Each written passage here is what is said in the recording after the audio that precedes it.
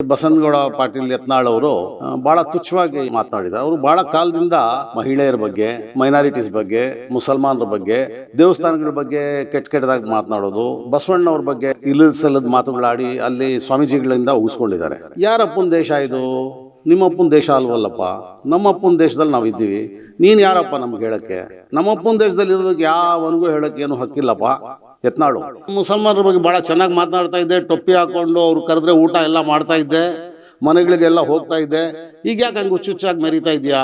ನಿನ್ಗೇನು ಗೊತ್ತಿಲ್ಲ, ಅದು ತುದಿನೂ ಗೊತ್ತಿಲ್ಲ, ಜುಟ್ಟು ಗೊತ್ತಿಲ್ಲ, ಮಾತನಾಡ್ತಾ ಇದೆಯಾ, MLA ಆಗ್ಬಿಟ್ಟಿದ್ಯಾ. ಗಲ್ಫ್ ದೇಶಗಳೊಂದಿಗೆ ನಡೀತಿರುವಂತಹ ಯುದ್ಧ ಇವತ್ತಿಗೆ 18ನೇ ದಿನಕ್ಕೆ ಕಾಲಿಟ್ಟಿದೆ. ಒಂದು ಕಡೆ ಯುದ್ಧ ಬೇಡ, ಯುದ್ಧದ ಅವಶ್ಯಕತೆ ಇಲ್ಲ ಅಂತ ಹೇಳಿದ್ರೆ, ಇನ್ನೊಂದು ಕಡೆ ಯುದ್ಧದ ಎಫೆಕ್ಟ್ ಏನು ಕಮರ್ಷಿಯಲ್ ಸಿಲಿಂಡರ್ ಆಗಿರ್ಬೋದು, ಅಡಿಗೆ ಎಣ್ಣೆಯ ಆ ಬೆಲೆನೂ ಕೂಡ ಹೆಚ್ಚಾಗ್ತಾ ಇದೆ.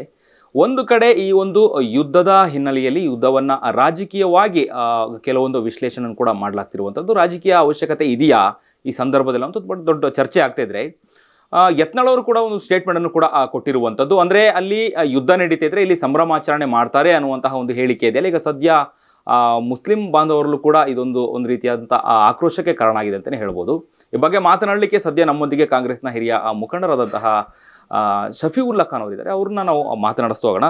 ಸರ್, ಈಗ ಯತ್ನಾಳ್ ಕೊಟ್ಟಿರುವಂತಹ ಸ್ಟೇಟ್ಮೆಂಟ್ ಒಂದು, ಅಲ್ಲಿ ಇರಾನ್ನಲ್ಲಿ ಯುದ್ಧ ಆಗ್ತಿದ್ರೆ ಇಲ್ಲಿ ಸಂಭ್ರಮಾಚರಣೆ ಮಾಡ್ತಾರೆ ಭಾರತದಲ್ಲಿ ಅಂತ ಕೊಟ್ಟಿರುವಂತಹ ಸ್ಟೇಟ್ಮೆಂಟು ಅವಶ್ಯಕತೆ ಇರಲಿಲ್ಲ, ಅವಶ್ಯಕತೆ ಇದೆ ಅನ್ನೋದ್ರ ಬಗ್ಗೆ ಈಗ ಸದ್ಯ ರಾಜಕೀಯ ಚರ್ಚೆ ಆಗ್ತಾ ಇದೆ. ಏನು ಹೇಳ್ತೀರಾ ಇದಕ್ಕೆ? ನೋಡಿ, ಯುದ್ಧ ನಡೀತಾ ಇರೋದು ಇರಾನ್ ಮೇಲೆ ಅಮೇರಿಕಾ ಮತ್ತು ಇಸ್ರಾಯೇಲ್ ದೇಶಗಳು ಯುದ್ಧ ಸಾರ್ತಾ ಇರೋದು. ಇರಾನು ಸುಮ್ಮನೆ ಕುಂತಿತ್ತು, ಅವ್ರ ಮೇಲೆ ಯುದ್ಧ ಸಾರ್ತಾ ಇದ್ದಾರೆ. ಈಗ ಇರಾನ್ ಕೂಡ ಸರಿಯಾದ ಉತ್ತರ ಕೊಡ್ತಾ ಇದೆ. ಹಾಗಿರಬೇಕಾದ್ರೆ ಇಲ್ಲಿ ನಮ್ಮ ಭಾರತೀಯರು ನಾವೆಲ್ಲ ನಮ್ಮ ಮಿತ್ರ ರಾಷ್ಟ್ರ ಯಾವುದಿದೆಯೋ ಅದ್ರ ಬಗ್ಗೆ ನಾವು ಒಲವು ತೋರಿಸ್ತೇವೆ. ಬಹಳಷ್ಟು ಜನ ಅದನ್ನು ಮೆರವಣಿಗೆ ಮಾಡಿ ಒಲವು ತೋರಿಸ್ತಾ ಇದ್ದಾರೆ. ಅದ್ರ ಬಗ್ಗೆ ಬಸನಗೌಡ ಪಾಟೀಲ್ ಯತ್ನಾಳ್ ಅವರು ಭಾಳ ತುಚ್ಛವಾಗಿ ಮಾತನಾಡಿದ್ದಾರೆ. ಅವರು ಭಾಳ ಕಾಲದಿಂದ ಮಹಿಳೆಯರ ಬಗ್ಗೆ, ಆಮೇಲೆ ಮೈನಾರಿಟೀಸ್ ಬಗ್ಗೆ, ಮುಸಲ್ಮಾನರ ಬಗ್ಗೆ ಕೆಟ್ಟದಾಗಿ ಮಾತನಾಡಿ ಅದೇ ಒಂದು ಚಾಳಿ ಮಾಡ್ಕೊಂಡಿದ್ದಾರೆ. ಅದೇ ರೀತಿ ನಡ್ಕೊಂಬರ್ತಾ ಇದ್ದಾರೆ. ಬೇಕಾದಷ್ಟು ಕಡೆ ಅವರು ದೇವಸ್ಥಾನದ ಒಂದು ಉದ್ಘಾಟನೆಗೆ ಹೋಗಿದ್ರೆ ಅವ್ರ ಕಡೆಯವ್ರ ಜನ ಇವ್ರು ಕರೆದಿದ್ರಲ್ಲ, ಅವರೇ ಇವ್ರಿಗೆ ಸ್ಟೇಜಿಂದ ತಳ್ಳಿ ಕೆಳಗಡೆ ಇಳಿಸ್ತಾರೆ, ಬೇಡ ಇಲ್ಲಿಂದ ಹೋಗು ಅಂತ.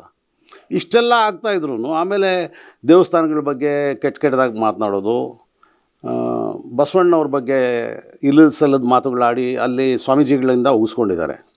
ಇಷ್ಟೆಲ್ಲ ಆದಮೇಲೆ ಈಗ ಆ ದೇಶಗಳಲ್ಲಿ ಯುದ್ಧ ನಡೀತಾ ಇರೋದ್ರ ಬಗ್ಗೆ ಇವರು ಹೇಳ್ತಾ, ಇಲ್ಲಿನ ಮುಸಲ್ಮಾನರು ಬೇಕಾದರೆ ಅಲ್ಲಿಗೆ ಹೋಗ್ಬಿಡಿ ಅಂತ ಹೇಳ್ತಾ ಇದ್ದಾರೆ.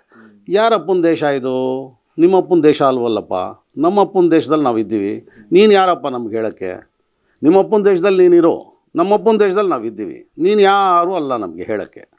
ಏನೋ ಆರಿಸಿ ಬಂದಿದೆಯಾ MLA ಅಂತ ಗೌರವ ಕೊಡ್ತಾಯಿದ್ರೆ, ನೀನು ಆ ಗೌರವನ ದುರುಪಯೋಗ ಪಡಿಸ್ಕೊಂಡು ಜನರಿಗೆಲ್ಲ ಅಲ್ಲಿ ಹೋಗ್ಬಿಡಿ ಇಲ್ಲಿ ಹೋಗ್ಬಿಡಿ ಅಂದರೆ ನಿಮ್ಮಪ್ಪಂದ ಅಲ್ಲಿಂದ ಆಗಲಿ ನಿಮ್ಮಪ್ಪಂದಲ್ಲ. ಇಲ್ಲಿನ ದೇಶ ನಿಮ್ಮಪ್ಪಂದಿದ್ರೆ ನೀನಿರೋ, ನಮ್ಮಪ್ಪನ ದೇಶದಲ್ಲಿ ನಾವಿದ್ದೀವಿ. ನಮ್ಮಪ್ಪನ ದೇಶದಲ್ಲಿ ಇರೋದಕ್ಕೆ ಯಾವನಿಗೂ ಹೇಳೋಕ್ಕೆ ಏನು ಹಕ್ಕಿಲ್ಲಪ್ಪ. ಯತ್ನಾಳು ಸ್ವಲ್ಪ ಒಂಚೂರು ಓದಿದೆಯಾ, ಇಷ್ಟು ವಯಸ್ಸಾಗಿದೆ, ಅಷ್ಟಿದ್ರೂ ಹುಚ್ಚಾಗಿ ಮಾತನಾಡಿ ಮಹಿಳೆಯರ ಕೈಲಿ ಉಗಿಸ್ಕೊಂಡೆ.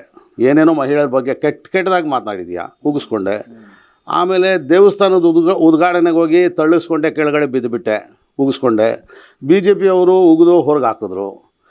ಏನೋ ಒಂದು ಪಾರ್ಟಿ ಕಟ್ತೀನಿ ಅಂತ ಹೋದೆ, ಅಲ್ಲಿ ಏನೂ ನಡೀಲಿಲ್ಲ ಅಂತ ಮತ್ತೆ ಸೇರೋದಕ್ಕೆ ಮುಸಲ್ಮಾನರಿಗೆ ಬೈದರೆ ಆಗುತ್ತೆ ಅಂತ ನೀನು ಏನೇನೋ ಹೇಳ್ತಾ ಇದೆಯಾ. ನಿನಗೆ ವಿಷಯ ಗೊತ್ತಿಲ್ಲ. ಇರಾನು 3000 ವರ್ಷಗಳಿಂದ ನಮ್ಮ ಭಾರತದ ಮಿತ್ರ ರಾಷ್ಟ್ರ. ಅವ್ರು ಏನು ಹೇಳ್ತಾ ಇದ್ದಾರೆ, ನಮ್ಮ ಜೈಶಂಕರ್ ಅವರು ಫಾರಿನ್ ಮಿನಿಸ್ಟ್ರಲ್ಲಿ ಹೋಗಿ ಮಾತನಾಡಿದ್ರೆ, ನಮ್ದು 2 ಶಿಪ್ಪುಗಳು ಇಲ್ಲಿ ಗ್ಯಾಸ್ಗೋಸ್ಕರ ನಮ್ಮ ಅನಿಲ ಭಾಳ ಶಾರ್ಟೇಜ್ ಇತ್ತು, ನಮ್ಮ ದೇಶದಲ್ಲಿ ಜನ ಪರದಾಡ್ತಾಯಿದ್ರು. ಅಲ್ಲಿ ವಿಷಯ ಇಟ್ಟಿದ್ದಕ್ಕೆ ಅವ್ರು ಒಪ್ಕೊಂಡು ಬೇರೆ ಯಾವ ರಾಷ್ಟ್ರದ್ದು ಬೆಳೆದಿದ್ರು ನಮ್ಮ ರಾಷ್ಟ್ರಕ್ಕೆ ನಮ್ಮ ಶಿಪ್ಪುಗಳನ್ನ ಬಿಟ್ಟಿದ್ದಾರೆ. ಅವ್ರಿಗೆ ಕೇಳಿದ್ರೆ ಪತ್ರಕರ್ತರು ಏನು ಹೇಳಿದ್ದಾರೆ, ಅಲ್ಲಿನ ಮಿನಿಸ್ಟ್ರು, ಭಾರತದ ಜನ ನಮಗೆ ಭಾಳ ಪ್ರಿಯರು, ಅವ್ರ ಮನಸ್ಸಲ್ಲಿ ನಮ್ಮ ಬಗ್ಗೆ ದ್ವೇಷ ಇಲ್ಲ, ಆಮೇಲೆ ಅವರು ಈ ಯುದ್ಧ ಬಯಸ್ತಾ ಇಲ್ಲ, ಯುದ್ಧದ ವಿರೋಧ ಇದ್ದಾರೆ, ಆ ಜನರಿಗೆ ಅನಾನುಕೂಲ ಆಗ್ತಾಯಿದೆ ಅಂದರೆ ನಾವು ಬಿಟ್ಕೊಡ್ತೀವಿ ಅಂತ ಬಿಟ್ಟು ಕಳಿಸಿದ್ದಾರೆ. ಇದನ್ನು ನಿನ್ನ ಮಾತುಗಳು ಕೇಳಿಕೊಂಡು ಈ ವಿಡಿಯೋ ಅಲ್ಲಿಗೆ ಹೋದರೆ ಹೋಗುತ್ತೆ. ಈ ವಿಡಿಯೋನ ಅವರು ಟ್ರಾನ್ಸ್ಲೇಟ್ ಮಾಡಿ ಕೊಡೋರು ಅವ್ರ ಹತ್ರ ಇರ್ತಾರೆ, ಟ್ರಾನ್ಸ್ಲೇಟ್ ಮಾಡಿ ಕೊಡ್ತಾರೆ. ಅವ್ರು ನೋಡಿಬಿಟ್ಟು ಭಾರತದ ಜನರ ಬಗ್ಗೆ ಅಷ್ಟೊಂದು ಒಲವು ಇಟ್ಕೊಂಡು ನಮಗೆ ಗ್ಯಾಸಿನ ನಮ್ಮ ಶಿಪ್ಮೆಂಟ್ಸ್ ಬಿಡ್ತಾ ಇರೋದ್ರು ಬೇರೆಯವರೆಲ್ಲ ಬೇರೆ ರಾಷ್ಟ್ರಗಳು ಪ್ರಾಣ ಬಾಯಿಗೆ ಬಂದುಬಿಟ್ಟಿದೆ. ನಮ್ಮ ರಾಷ್ಟ್ರನ ಅಷ್ಟೊಂದು ಒಲವು ತೋರ್ತಾ ಇದ್ದರೆ ಅಲ್ಲಿ ನೀನು ಇಂಥ ಹುಚ್ಚಾಟದ ಮಾತುಗಳಲ್ಲಿ ಹೋದರೆ ನಮ್ಮ ರಾಷ್ಟ್ರದ ಬಗ್ಗೆ ನೀನು ಏನು ರಾಷ್ಟ್ರದ್ರೋಹ ಬಗೀತಾ ಇದೆಯಾ ಅಂತ ನಮಗೆ ಅನುಮಾನ ಬರ್ತಾ ಇದೆಯಪ್ಪ. ಯತ್ನಾಳು ನೀನು ನಮ್ಮ ಜೊತೆಯಲ್ಲೇ ಇದ್ದೆ, ಆವಾಗ ಭಾಳ ಚೆನ್ನಾಗಿದೆ, ಮುಸ್ಲಿಮ್ಸ್ ಬಗ್ಗೆ ಭಾಳ ಚೆನ್ನಾಗಿ ಮಾತನಾಡ್ತಾ ಇದ್ದೆ, ನಾನೇ ಕಂಡಿದ್ದೀನಿ. ನಾನು JDS ಅಲ್ಲಿದ್ದಾಗ ನೀನು ಅಲ್ಲೇ ಇದ್ದೆ, ನಮ್ಮ ಜೊತೆಯಲ್ಲೇ ಇದ್ದೆ. ಮುಸಲ್ಮಾನರ ಬಗ್ಗೆ ಭಾಳ ಚೆನ್ನಾಗಿ ಮಾತನಾಡ್ತಾ ಇದ್ದೆ, ಟೊಪ್ಪಿ ಹಾಕ್ಕೊಂಡು ಅವ್ರು ಕರೆದ್ರೆ ಊಟ ಎಲ್ಲ ಮಾಡ್ತಾಯಿದ್ದೆ, ಮನೆಗಳಿಗೆಲ್ಲ ಹೋಗ್ತಾ ಇದ್ದೆ. ಈಗ ಯಾಕೆ ಹಂಗೆ ಹುಚ್ಚುಚ್ಚಾಗಿ ಮೆರೀತಾ ಇದೆಯಾ? ಛೇ, ರಾಷ್ಟ್ರಕ್ಕೆ ನೀನು ದ್ರೋಹ ಬಗೀತಾ ಇದೆಯಪ್ಪ, ಹಿಂಗೆಲ್ಲ ಮಾಡಬಾರ್ದು. ಆಮೇಲೆ ಮುಸಲ್ಮಾನರ ಬಗ್ಗೆ ತುಚ್ಛವಾಗಿ ಮಾತನಾಡೋಕ್ಕೆ ನಿನ್ಗೆ ಯಾವುದೂ ಅಧಿಕಾರ ಇಲ್ಲ. ಆಮೇಲೆ ನಾವು ನಮ್ಮ ದೇಶದಲ್ಲಿರೋದು, ನೀನು ನಿನ್ನ ದೇಶದಾಗ ಯಾವುದು ನಿಮ್ಮಪ್ಪ ಬಿಟ್ಟೋಗಿದ್ದಾರೋ ಅಲ್ಲಿರೋ. ನಮ್ಮಪ್ಪ ಬಿಟ್ಟೋಗಿರೋ ರಾಷ್ಟ್ರದಲ್ಲಿ ನಾವಿದ್ದೀವಿ, ನಮ್ಮಪ್ಪನ ರಾಷ್ಟ್ರ, ಯಾರಪ್ಪಂದು ಅಲ್ಲ. ನೀನು ಹೇಳೋಕ್ಕೆ ನಿನ್ಗೆ ಯಾವುದು ದಮ್ಮಿಲ್ಲ, ಅಧಿಕಾರ ಇಲ್ಲ, ಆ ಥರ ಮಾತನಾಡಬೇಡ. ಆಮೇಲೆ ಮುಂದಕ್ಕೆ ಅವರು ಮಹಿಳೆಯರಿಗೆ ಹೇಳಿ ಉಗಿಸ್ಕೊಂಡೆ, ಆಮೇಲೆ ಅಲ್ಲಿ ದೇವಸ್ಥಾನದ ಜನ ಉಗಿದು ಕಳಿಸಿದ್ರು, ಆಮೇಲೆ BJP ಅವರು ಉಗಿದಿಟ್ಟಿದ್ದಾರೆ. ಮುಸಲ್ಮಾನರೆಲ್ಲ ಸೇರಿ ಉಗಿಯೋ ಥರ ಮಾಡ್ಕೊಬೇಡ, ಈ ಥರ ಮಾಡೋದು ಸರಿ ಇಲ್ಲ. ನಮ್ಮ ಜೊತೇಲಿ ಇದ್ದಿದ್ದಕ್ಕೆ ಹೇಳ್ತಾ ಇದ್ದೀನಿ, ಇಂಥ ಕಷ್ಟ ಕೆಲಸಗಳು ಮಾಡಬೇಡ. ಒಂದು MLA ಆಗಿ ನೀನು ಆರಿಸಿ ಬಂದಿದೆಯಾ, ಒಂದು 2 ಲಕ್ಷ ಜನ ಇರೋ ಕಡೆ ಒಂದು 50,000ದಿಂದ 1 ಲಕ್ಷ ಓಟ್ ತೊಗೊಂಡೇ MLA ಆಗೋದು. ಅಷ್ಟು ಜನ ಓಟ್ ಹಾಕಿ ಗೆಲ್ಲಿಸಿದ ಮೇಲೆ ಇಂಥ ತುಚ್ಛ ಕೆಲಸಗಳಲ್ಲಿ ಮಾತನಾಡಬಾರ್ದು. ನಿನಗೇನು ಗೊತ್ತಿಲ್ಲದೆ ಯಾಕೆ ಮಾತಾಡ್ತೀಯಾ? ಇರಾನ್ನವರು ನಮಗೆ ನಮ್ಮ ತೈಲ ಶಾರ್ಟ್ ಆದಾಗ ಅವರು ಬಯಸಿದ ಯುದ್ಧ ಅಲ್ಲ ಅದು, ಅವ್ರ ಮೇಲೆ ನಡೀತಾ ಇರೋ ದಾಳಿ.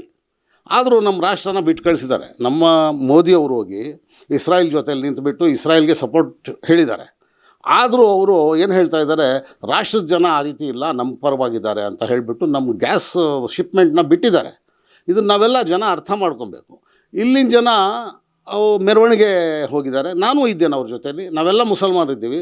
ನೀನೇನು ಹೇಳ್ತಾ ಇದೀಯಾ, ಶಿಯಾ ಸುನ್ನಿ ಹೊಡೆದಾಟ, ಅದು ಅಲ್ಲಿನ ಹೊಡೆದಾಟ, ಆ ರಾಷ್ಟ್ರದ್ದು ಅಂತ ಹೇಳ್ತಾ ಇದೆಯಾ? ನಿನಗೇನೂ ಗೊತ್ತಿಲ್ಲ, ಅದು ತುದಿನೂ ಗೊತ್ತಿಲ್ಲ, ಜುಟ್ಟು ಗೊತ್ತಿಲ್ಲ, ಮಾತನಾಡ್ತಾ ಇದೆಯಾ, MLA ಆಗಿಬಿಟ್ಟಿದೆಯಾ? ಇದು ಶಿಯಾ ಸುನ್ನಿ ಏನು ಜಗಳ ಅಲ್ಲ. ನಾವು ಶಿಯಾ ಸುನ್ನಿಗಳೆಲ್ಲ ಒಂದಾಗಿ ನಾವು ಈ ಯುದ್ಧನ ವಿರೋಧಿಸ್ತಾ ಇದ್ದೀವಿ. ನಾವು ಶಾಂತಿ ಬಯಸ್ತಾ ಇದ್ದೀವಿ, ಭಾರತ ಶಾಂತಿ ಬಯಸ್ತಾ ಇದೆ. ನಾವೆಲ್ಲ ಏನಂದರೆ ಶಾಂತಿ ಆಗಲಿ, ಕೂಡಲೇ ಇದು ನಿಲ್ಲಿ, ಆಮೇಲೆ ಎಲ್ರಿಗೂ ಅನುಕೂಲವಾಗುವಂತೆ ಅನಿಲ ಆಗಲಿ, ಗ್ಯಾಸ್ ಆಗಲಿ ಎಲ್ಲ ಹರಿದು ಬರಲಿ ಅಂತ, ನಮ್ಮ ಶಿಪ್ಮೆಂಟ್ನ ಏನು ಅಡ್ಡಿ ಆತಂಕ ಇಲ್ಲದೆ ಬರ್ತಾ ಇರಲಿ ಅಂತ ನಾವು ಬಯಸ್ತೀವಿ. ಇಲ್ಲಿ ನೋಡಿದ್ರೆ ಎಲ್ಲ ಶಾರ್ಟೇಜ್ ಆಗ್ತಾಯಿದೆ, ರೇಟಿಗೆ ಒಂದಕ್ಕೆ ದುಬಾರಿ ಆಗ್ತಾಯಿದೆ.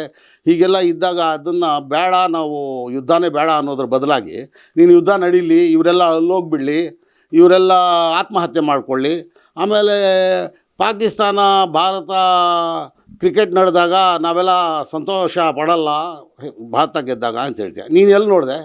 ನೀನು ಎಲ್ಲಿದ್ದೆ? ನೀನೇ ಪಡ್ತಾ ಇದೆಯೋ ಸಂತೋಷ ಇಲ್ವೋ? ಅಲ್ಲಿ ಕಟ್ಟಿರೋ ದುಡ್ಡು ಸೋಲ್ತಾ ಇದ್ದರೆ ಅಲ್ಲಿ ಹತ್ಕೊಂಡು ಕೂತ್ಕೊಳ್ತಾರಲ್ಲ. ನಾವೆಲ್ಲ ಯಾವುದು ದುಡ್ಡು ಕಟ್ಟಿರಲ್ವಲ್ಲ. ನಮ್ಮ ಭಾರತ ಗೆದ್ದರೆ ನಮಗೆ ಸಂತೋಷ, ನಾವು ಸಂತೋಷ ಪಟ್ಟಿದ್ದೀವಿ. ನೀನು ಎಲ್ಲೋ ಇರ್ತೀಯ, ನಿನಗೇನು ಗೊತ್ತಾಗುತ್ತೆ? ಯಾಕೆ ಇಂಥದ್ದೆಲ್ಲ ದ್ವೇಷದ ಮಾತನಾಡಿ ಜನರಲ್ಲಿ ದ್ವೇಷ ಬಿತ್ತಾ ಇದೆಯಾ? ಈಗ ನಾವು ನೋಡಬೇಕಾದ್ದು ಅಲ್ಲಿ ನಡೀತಾ ಇರೋ ಯುದ್ಧ ನಮ್ಮ ಭಾರತಕ್ಕೆ ಇದರಲ್ಲಿ ಏನು ಲಾಭ ಇದೆ, ಏನು ನಷ್ಟ ಇದೆ, ಮುಂದಕ್ಕೆ ನಮ್ಮ ಭಾರತದ ಜೊತೆಲಿ ಏನಾಗುತ್ತೆ, ಯಾವ ರಾಷ್ಟ್ರ ನಮ್ಮ ಮಿತ್ರ ರಾಷ್ಟ್ರ. ಆಮೇಲೆ ಅಮೇರಿಕಾ ಬೇಕಾದಷ್ಟು ಸಲ ನಮ್ಮ ಮೇಲೆ ನಿರ್ಬಂಧ ವಹಿಸಿದೆ. ನಾವು ಆಟಮ್ ಇದು ಮಾಡುವಾಗ, ಮಿಸೈಲ್ ಬಗ್ಗೆ ಮಾಡುವಾಗ 1970ರಿಂದಾನೇ ಬೇಕಾದಷ್ಟು ನಿರ್ಬಂಧಗಳು ಹಾಕಿದೆ. ಈಗಲೂ ಬೇಕಾದಷ್ಟು ನಿರ್ಬಂಧ. ಏನು, ರಷ್ಯಾದಿಂದ ಕೊಳ್ಳಬೇಡಿ ಡೀಸಲ್ಲು, ಪೆಟ್ರೋಲು, ಆಮೇಲೆ 30 ದಿನಕ್ಕೆ ಮಾತ್ರ ಕೊಂಡ್ಕೊಳ್ಳಿ. ಇವ್ರು ಯಾರಪ್ಪ ಹೇಳೋಕ್ಕೆ? ನಮ್ಮ ಭಾರತಕ್ಕೆ ಹೇಳೋಕ್ಕೆ ಇವ್ರು ಯಾರು? ನೀನು ಇವ್ರಿಗೆ ಸಪೋರ್ಟ್ ಮಾಡ್ತೀಯಾ? ಎಂಥ ಬುದ್ಧಿವಂತ ನೀನು. MLA ಆಗಿನೂ ಇಷ್ಟೆಲ್ಲ ಅವ್ರು ಹೇಳ್ತಾ ಇದ್ರೆ 30 ದಿನ ನೀವು ಕೊಂಡ್ಕೊಳ್ಳಿ, ಆಮೇಲೆ ಕೊಂಡ್ಕೊಬೇಡಿ ಅಂದರೆ ಯಾರಪ್ಪನ ದೇಶ ಇದು? ನಮ್ಮಪ್ಪಂದಪ್ಪ. ನಾವು ಏನು ನಿರ್ಧಾರ ಮಾಡ್ತೀವಿ, ನಮ್ಮ ಸರ್ಕಾರ ನೋಡ್ಕೊಳ್ಳುತ್ತೆ. ಇವ್ರು ಯಾರು ಅಮೇರಿಕಾದವ್ರು ಹೇಳೋಕ್ಕೆ ನಮಗೆ? ನೀನು ಅವ್ರಿಗೆ ಸಪೋರ್ಟ್ ಮಾಡ್ತೀಯಲ್ಲ, ಎಷ್ಟು ಬುದ್ಧಿವಂತ ನೀನು. ಜನ ಎಲ್ಲ ಸೇರಿ ಉಗಿಬೇಕಾ? ಛೇ, ಇಂಥದ್ದು ಮಾಡ್ಕೊಬೇಡ. ಏನೋ ನಮ್ಮ ಜೊತೇಲಿದ್ದೆ ಸ್ವಲ್ಪ ದಿನ, ಅದಕ್ಕೋಸ್ಕರ ಹೇಳ್ತಾ ಇದ್ದೀನಿ, ಉಗಿಸ್ಕೊಳ್ಳೋ ಕೆಲಸಗಳು ಮಾಡಬೇಡ. ಒಂದು MLA ಆಗಿದೆಯಾ, ಗೌರವ ಇಟ್ಕೊ. ಇದಿಷ್ಟು ಸೈಯದ್ ಶಫೀವುಲ್ಲಾ ಅವರ ಮಾತುಗಳಾಗಿತ್ತು. ಕ್ಯಾಮರಾ ಪರ್ಸನ್ ಅಭಿಲಾಷ್ ಜೊತೆ ಅಭಿಜಿತ್ ಗಣೇಶ್, ಕರ್ನಾಟಕ ಟಿವಿ, ಬೆಂಗಳೂರು. ನೀವು ಸಣ್ಣ ಆಗ್ಬೇಕಲ್ವಾ? ಅದು ಒಂದು ಉತ್ತಮ ಆಹಾರದಿಂದ ಸಣ್ಣ ಆಗ್ಬೇಕಲ್ವಾ? ಪ್ರತಿದಿನ ನಮ್ಮ ಜೀನಿ ಸ್ಲಿಮ್ನ ಯೂಸ್ ಮಾಡಿ ಯಾವುದೇ ಸೈಡ್ ಎಫೆಕ್ಟ್ ಇಲ್ದಂಗೆ ನೀವು ಸಣ್ಣ ಆಗ್ತೀರಾ.